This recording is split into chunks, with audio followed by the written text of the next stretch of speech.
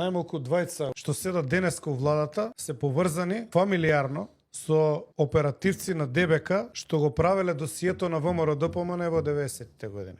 Така да знаете. Најмалку двајца. И тоа, еве ќе стеснам, не се ни од знам ни од влен. Најмалку двајца од составот на Мицко се фамилиарно поврзани со оперативците на ДБК што го формира досието на ВМРО наречено Темел, кое што ја го објавив од црните страници на УДБА. Многу одговорно го кажувам. И сега веќе мислам, она што се зборуваше мечка 90-те години дека пенетрирала тајната служба во ВМРО ДПМН, за да знае што прави ВМРО ДПМН. И тоа нели сите го знаеме горе-доле и доста од луѓето се познати како соработници. Сега веќе мислам дека службата решава целосно да го преземе ВМРО ДПМН. Тоа мислам дека го координира Бранко Црвенковски. Значи не да биде присутна у органите, него да го преземе и да се представува службата како ВМРО ДПМН.